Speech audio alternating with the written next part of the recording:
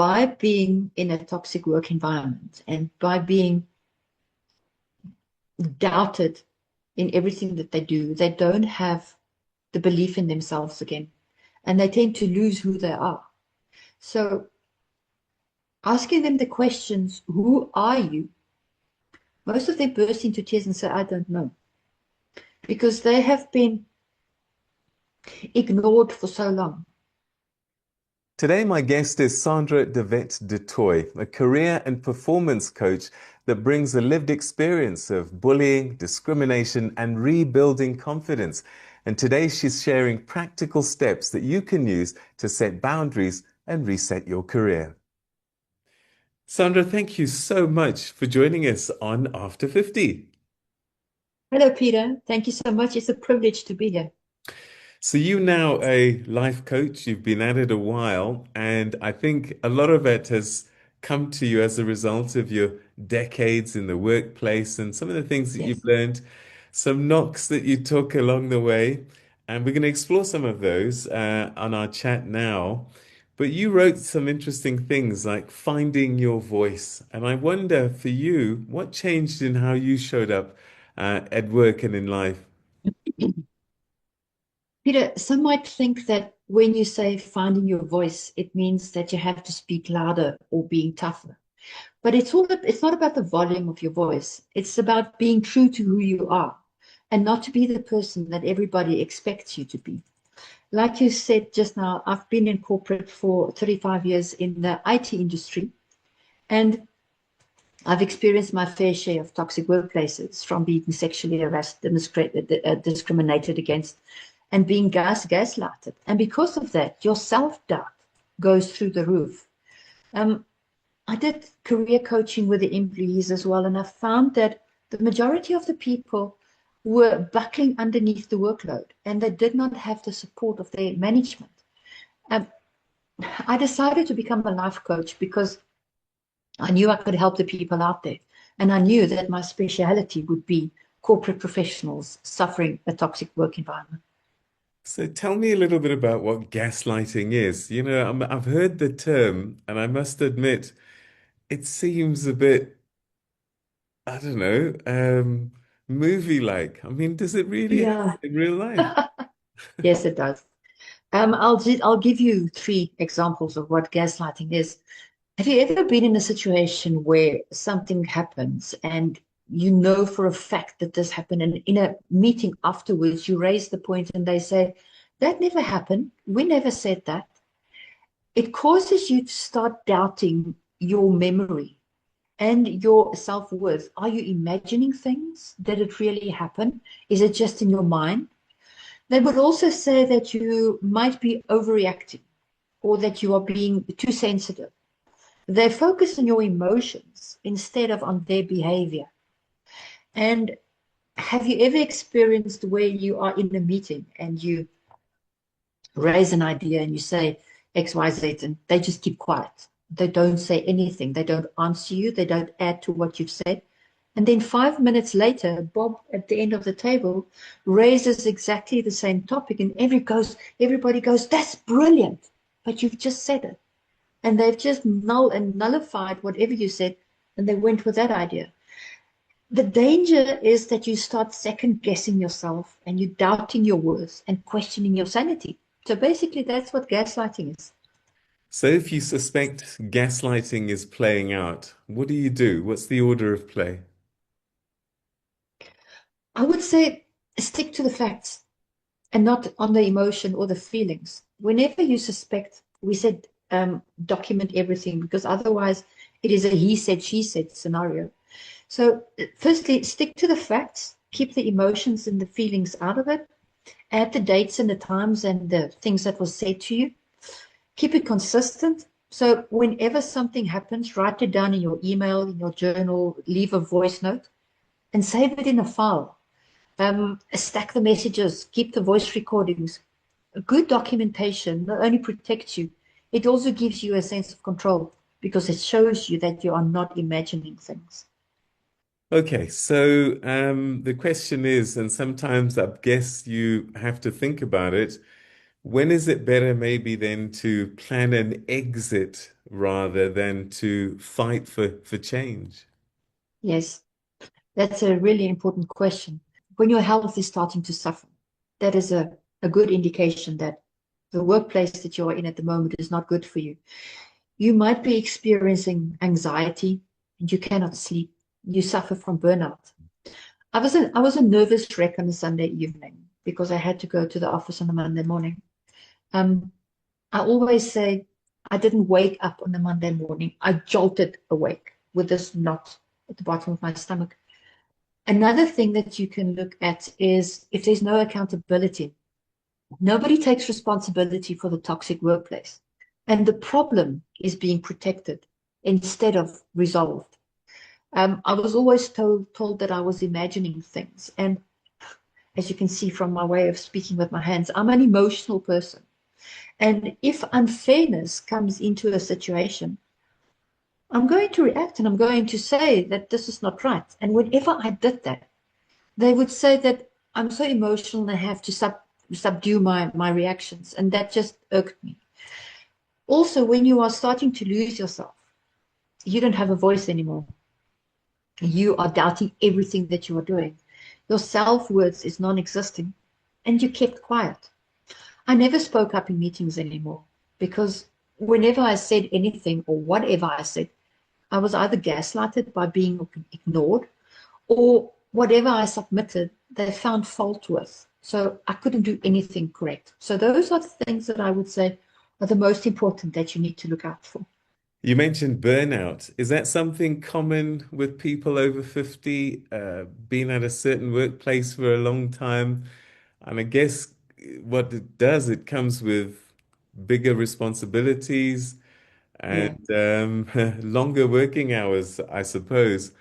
Is that something that people over 50 will experience more and more? Burnout is something that could occur across the board. You can be a city and experience burnout.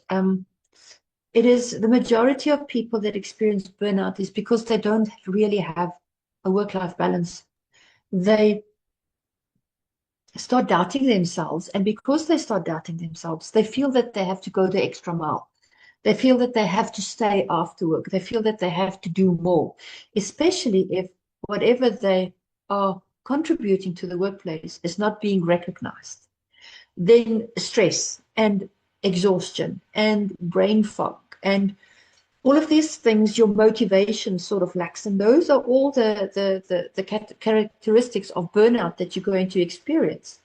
Your physical symptoms that you might experience are always headaches, stomach aches, muscle tension. And you also tend to start avoiding social situations. Emotionally, you go numb. You just don't feel anymore. And you feel stuck because it doesn't matter what you do, you don't seem to move anyway, only backwards.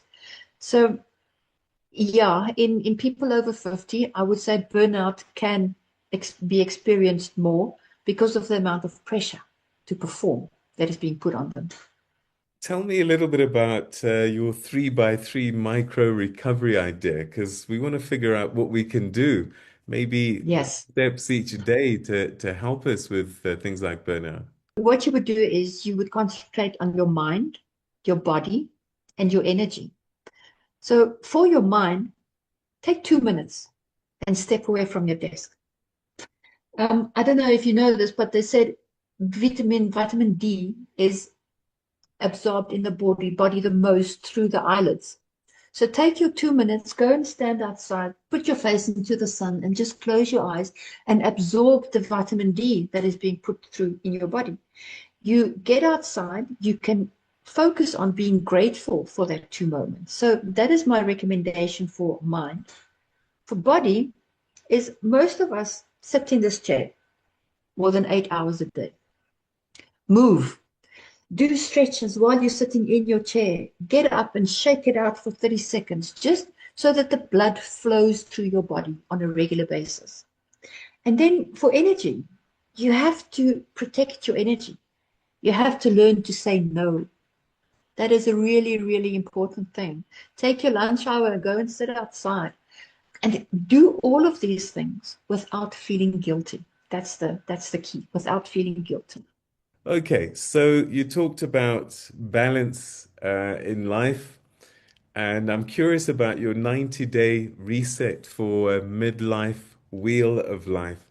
Take me through that, and what do we do? Okay, so the wheel of life is broken up like a pizza. It's broken up into certain sections.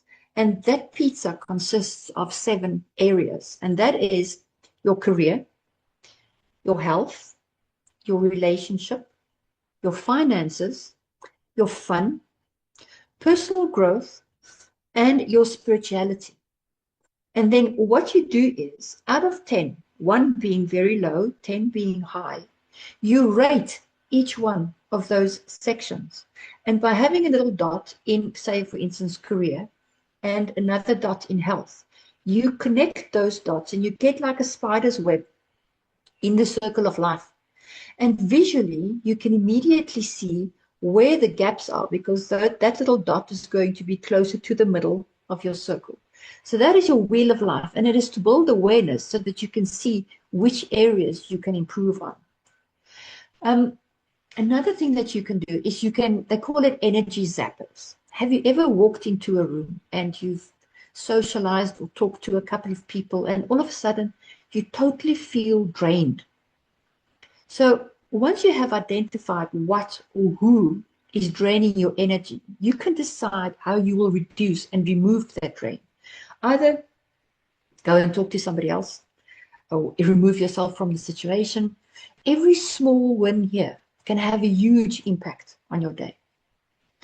Another thing that you can do is you can set a boundary. We just spoke about saying no. I want to show the importance of this. Think about it. Every single time that you say yes to somebody else, you say no to yourself. So it takes away the things that you have planned for yourself. It nullifies and voids them, because now you've said yes to somebody else. Don't say yes out of habit. Reframe it.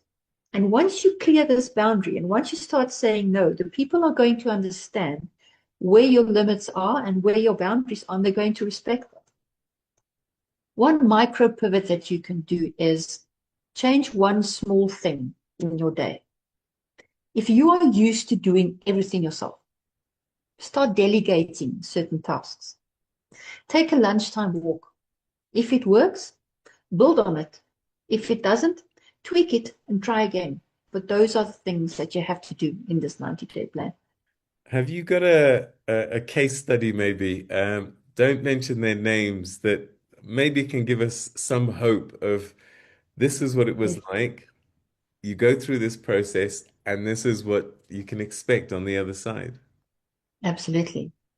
I'm currently working with a client, let's call her Sarah, that was in a male-dominated environment. And that unfortunately, they looked down on women.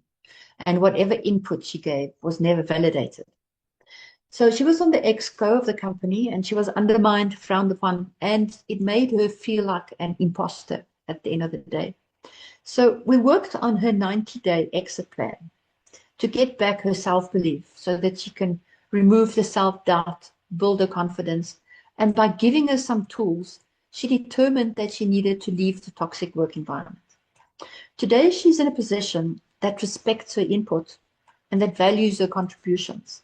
And we are working on a career coaching to make her even more efficient. So she now has a job that values her. She has time with her family and she's growing in self-belief. So choosing to leave a toxic job is not a failure. It means that you are choosing to take back your life. And in the process, she gained relief, energy, and confidence.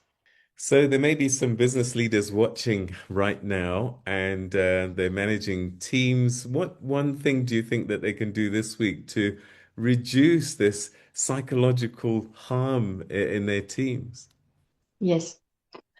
From a leadership point of view and from a management point of view, the norm is to tend to tell the people what to do. But if you start asking and not telling, the people will really listen. So instead of saying in the morning, how are you? What about if you say, what is draining your energy and how can I help you? And then you have to keep quiet and then you have to listen to what they say. It is really important to give them all your attention, to really listen, because there's a difference between hearing somebody and actively listening to a person. And then give them space to speak and validate what they share, because it's not easy to share whatever's going on inside you with management. And it reduces the stress for the employee and it builds the trust. So if you as a leader do this consistently, you will notice the engagement and the performance improve almost automatically because your employees feel seen and valued.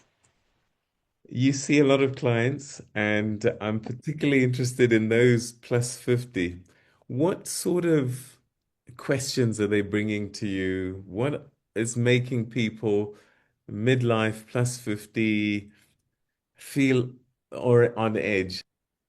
The one big thing that I can share is that they want to feel like themselves again. Because by being in a toxic work environment and by being doubted in everything that they do, they don't have the belief in themselves again. And they tend to lose who they are. So asking them the questions, who are you?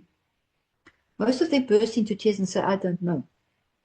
Because they have been ignored for so long. I have the example of my grandmother. My grandmother was deaf and she refused to wear hearing aids. So whenever we would come and visit my mom, Gran will be sitting in a chair in the corner. Now, because she couldn't hear, she couldn't participate in the conversations. And at the end of the day, she was being ignored while sitting in the corner. And that is exactly what is happening to the people over 50. They want to feel validated again. They want to feel that they make a difference, that they are important to somebody. So if I can touch on something that we said earlier, the support structure for people like this, not people like this, people that is going through this challenge, listen to them, give them your full attention, support them, make them feel special. If your wife comes home at the end of the day and she's dog-tired, run a bath, offer to cook her a meal, make her feel special, because chances are that they're not receiving this in their 9 to 5. But you at home can make a huge difference. So I'm over 50, and let's say I'm feeling some of these things or all of the above. What can I do to change that course, to turn that ship around and to feel like myself again? It makes a huge difference if you can talk to a coach. And speaking to somebody that has gone through all of these things that I've talked about. So being a voice for people that has gone through a toxic work environment and giving them the tools. I always say, I don't tell you what to do. I ask the questions and you get to your own solutions. You solve your own problem. Because while you're in that situation, you've got a one view to the window and you can't see outside. But just by asking questions, I give you certain alternate ways to look at your situation and you come up with your own solution. All right, and perhaps finally, you have a number of resources available. Yes. Where should one start? How should they work with your resources? I would love to give the audience a 30-minute free coaching session. You do have the link to my calendar. I suppose you're going to share that later on. So please feel free. You can see my availability in my calendar. You can go ahead and you can click and book your 30-minute session for free with me. Then I also have an online community that is also free where you can register on. In there, you will find articles and free resources that I've created, as well as a 47-module Breaking the Anxiety Loop online course. And then apart from that, I have 2 in-person coaching courses. The one is Rise Above, which is totally focused on the toxic work environment, and the other one is Power Up, about burnout recovery. And both of these are the two signature 90-day courses. Sandra, it's been a pleasure talking to you. Thank you so much indeed for giving us some valuable insights and some things that we perhaps are not aware of, but are feeling very greatly. So thanks so much indeed for the chat. And I will show on the links below where they can get hold of you and how they can empower themselves. Thank you so much, Sandra. Peter, it's been an honor and a pleasure. Thank you for having me. If you recognize yourself in this conversation, please remember you're not broken. You're just at a decision point, and Sandra's resources and courses are linked below. They may help you. In the meantime, comment, reset, and share one boundary that you'll set this week. And if you haven't already, please subscribe so that you don't miss out on future episodes. Hit that bell button now. After 50, thriving in the second half of life. I'm Peter Ndoro. Until the next time, bye-bye.